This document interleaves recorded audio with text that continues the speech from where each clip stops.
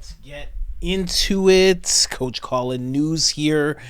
RFK and Trump are actually going head to head right now. Trump saying some things about him, surprisingly, because, early on in the election, Trump was actually rather respectful to RFK. RFK, same thing. Very respectful. Now that's starting to wear off a little bit. Donald Trump says some things, but here's the thing. And you guys know I'm biased. I want to see Trump as president.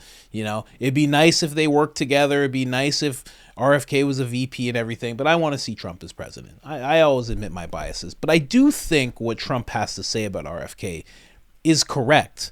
I don't know why it's being seen as, oh, I can't believe Trump is saying this type of stuff about RFK.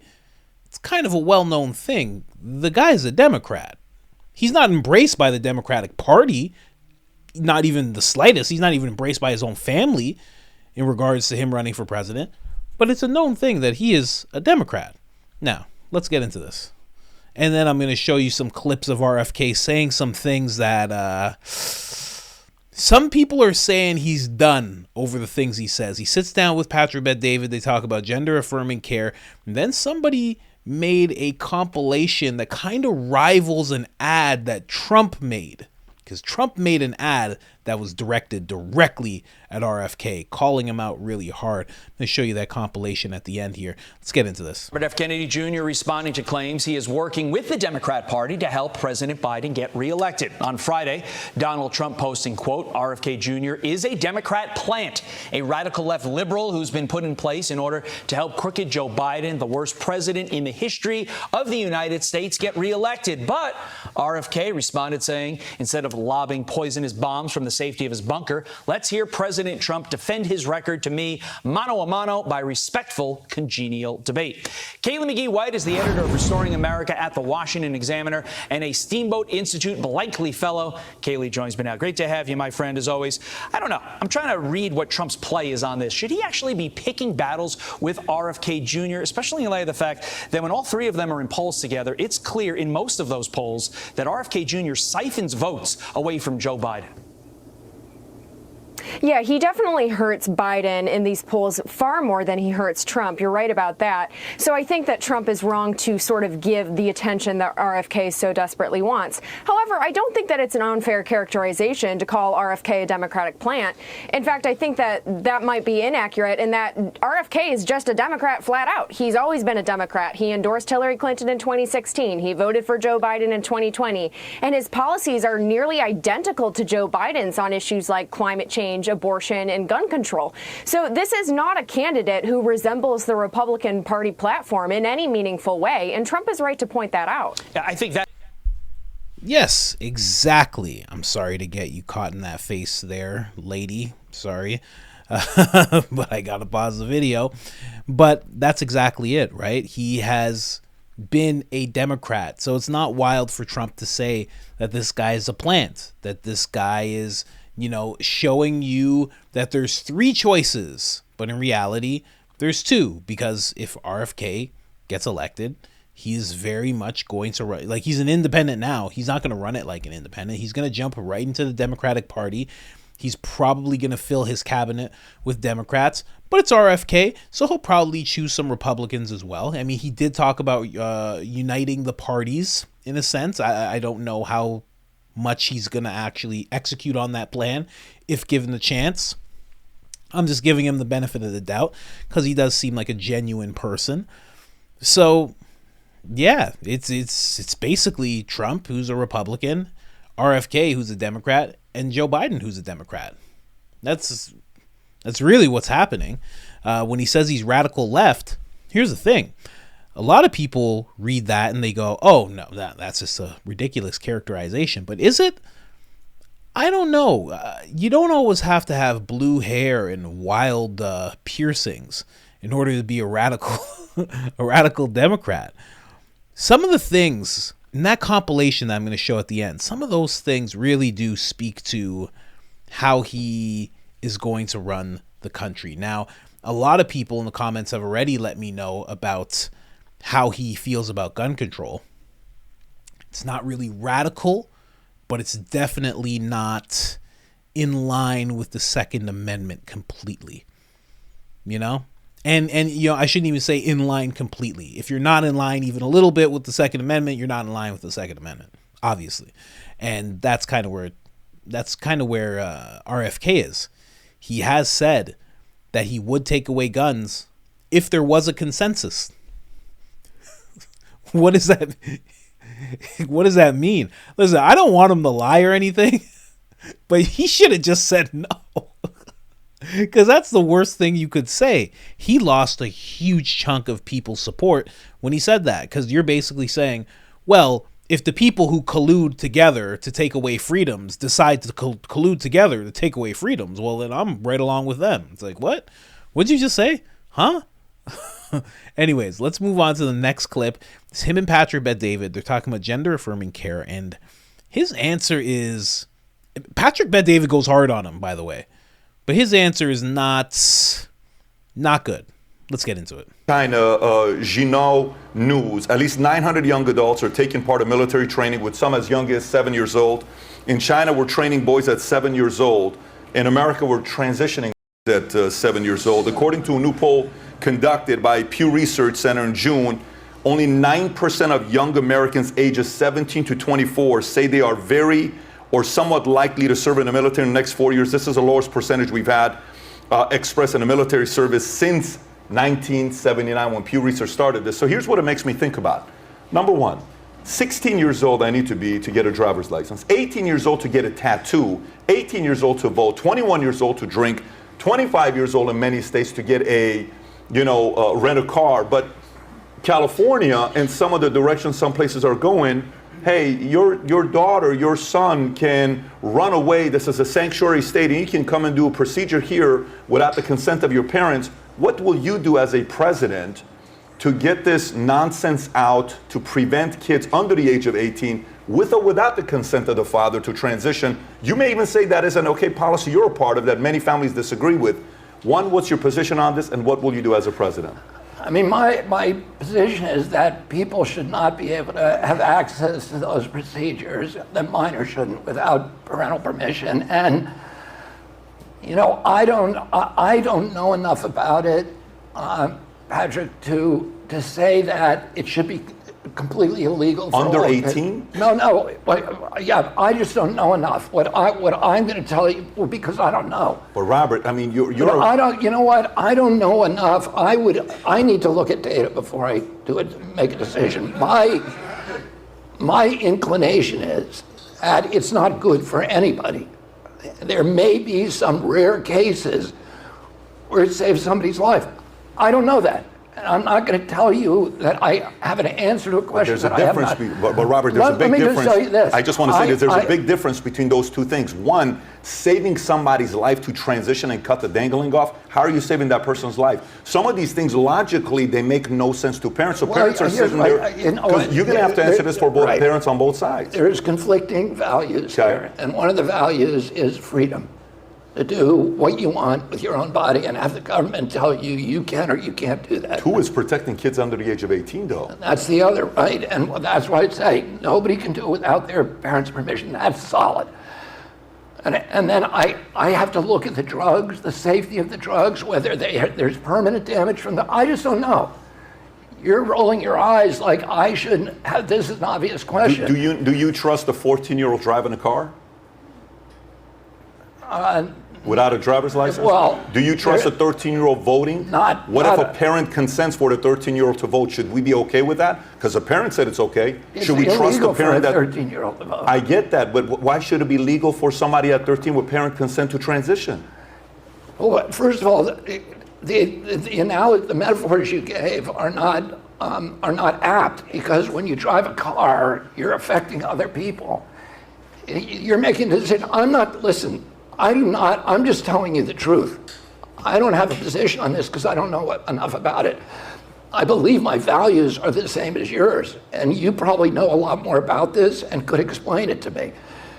But, you know, I don't know whether there are rare cases. My inclination is that we shouldn't be giving drugs, you know, we should limit any kind of drug that is dangerous, that their availability to young people. But there may be some rare circumstances that you wouldn't want to criminalize it. So, you know, I do believe this, that people who make those kind of decisions as adults should be that they shouldn't be subject to ridicule or derision or bias in any way, and that we should do everything we can to discourage those kind of decisions from young people. Can I add one other issue here? So then he switches the topic, which he should, because he was clearly in over his head. Patrick Bet-David going pretty hard, because this is something he's very passionate about. If you don't know Patrick Bet-David, he has 2 sons, and I believe they're both under the age of 11.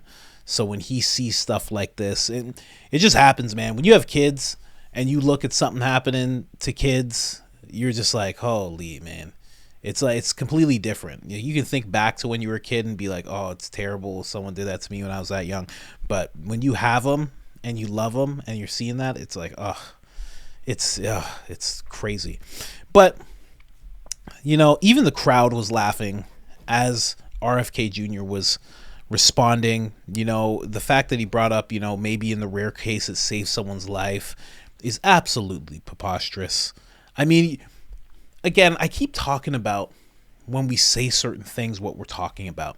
So when he's saying maybe this can save someone's life, he's talking about that procedure. I can't show you the images. I can't show you all that stuff. But when you look into it and you look into the people that regret it, like, come on, man. Like, come. And listen, there's many people who don't regret it. Also, but, when you look into that imagery and you're saying, well, maybe it saves someone's life, that's just, he's right. He doesn't know enough, you know, like, good on him, I guess, because he really doesn't know enough. And then it should have been really easy to answer. Patrick Bet-David brought up the situation of someone is a certain age, they're young, they can go to a state where you don't need your parents' permission, have the procedure done, and that's that. What do you think about that? It should be very easy to be like, that is wrong. That is 100% wrong. That shouldn't happen. And you have to get things in line, especially that state. I think it's California, I'm pretty sure. It's like safe to assume any ludicrous law you hear is happening in California. You could be like, yeah, Gavin's fine with that, I'm sure. Yeah, Gavin's always fine with stuff like that. He probably said that exact line. We're saving people's lives, okay? We are saving people's lives. And I'm serious about that. I'm loyal. I come from a time, I'm loyal. You ever hear him say that? He's talking about Joe Biden. Talk about loyalty. I'm old school. He's the worst. Oh, Gavin. One time Patrick Bet-David called him the left Trump, and I'm like, ugh. I'm like, is Patrick Bet-David, has he been co-opted or something? I'm like, what did he just say? It was so sad to hear. And it's just not true. He's not the left. He's California's Justin Trudeau. That's what he is. He's the USA's Hillary. He's the male Hillary Clinton. That's what he is. He's nothing like Trump. And then, you know, for him to say I think our values are the same, as he scratches his head. Your values are clearly not the same, because Patrick is very cemented in his values. RFK seems like he is trying to play to a base that wants this type of stuff to be accessible for children. And, you know, that's vastly outside of Patrick's values on this whole thing. And the one thing I'll bring up, I'm going to move on to the next clip. The reason Vivek would always go on any podcast, from Anomaly to whoever asked him to be on a podcast, you'd see him everywhere. I think he might have done Nelk. He's done so many podcasts. He's appeared on so many. I should have asked him while he was running. He would have been on my podcast. The reason that he would do that is because Vivek has an answer for everything. That's why he would do that. RFK kind of has the same policy of, I'm going to have open discussion with whoever wants me to have open discussion with them, you know? But you have to have answers. That's the thing. It's good to be honest. It's good to be honest and say I don't know enough. But I do think when he's saying I don't know enough, I think that's a cop-out. I really do. I think that's a cop-out. And again, that goes back to the question, like, is he a radical liberal? Well, it's if you don't have a hard stance on that, you're definitely not a Republican, and he's not. But you are leaning towards being radical. At the very least, people who are far left liked what he had to say because he wouldn't take a stance against it. So, and again, he is siphoning votes away from Biden when he says stuff like that, when he has those conversations. But that doesn't mean that Trump shouldn't go at him. Because here's the thing. When Trump actually says stuff about him, he's aligning him and Biden. Whereas before, when RFK, think months ago, you didn't really align RFK with the Democratic Party because we saw how they treated him. They were treating him terribly, right? He seemed like a renegade. He was outside of that whole thing, right? It was even before he actually became an independent. It was like, he's vastly different than this party. But what Trump is doing is he's trying to let not just people in general, he's trying to let his base know, the people who could possibly be siphoned off to RFK, he's trying to let them know, hey, that guy is just a Democrat. That guy is just on the left. Just so you know, he's not independent. He's only doing that because he needed to do that. But he is going to run the country like a Democrat with Democrats for sure. So Trump was actually very smart in taking that stance with RFK and calling that out. Now here's a quick compilation. Just some things, man. Here. RFK Jr., you said voter ID was racist. Is that true? Maybe. I didn't see it.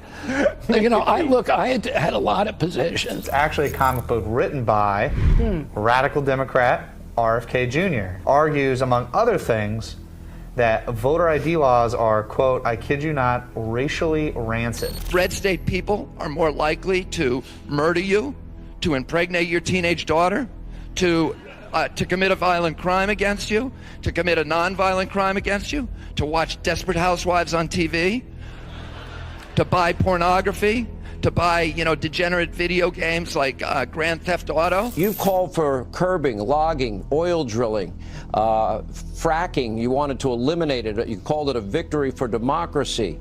You want to curb U.S. fossil fuel extraction. Keep it in the ground, you once tweeted. You want a ban on fossil fuel extraction, a ban on fracking. They are contemptible human beings, and that, I wish that there were a law you could punish them under. I think the Green New Deal is, all of that stuff is important, it's good, we ought to be pursuing it. I believe that we should use market mechanisms like carbon taxes. There's going to be major disruptions, not just to humanity, but ultimately to civilization. And this is part of the cost. That pretty much sums it up. Whenever there's a social, political trend, RFK Jr. is the first to spearhead it. He's the...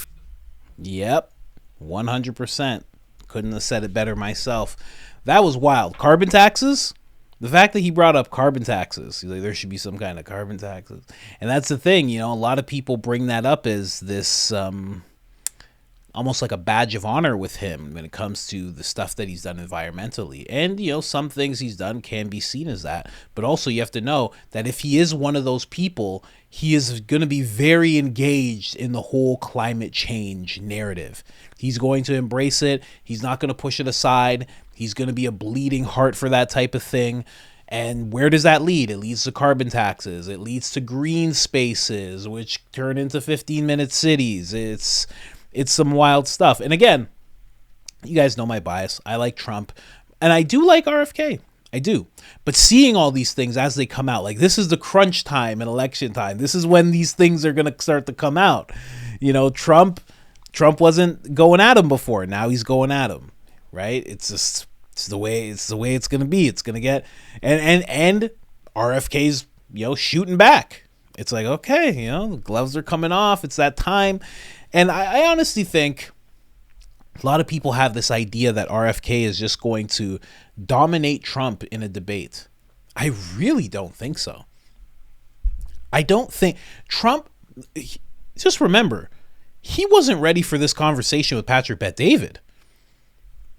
Patrick Bet-David was asking him pretty easy questions, and then he pushed really hard, and he was not ready. That little clip with Jesse Waters, he was asked a very direct question, and he was like, I don't know, maybe I did.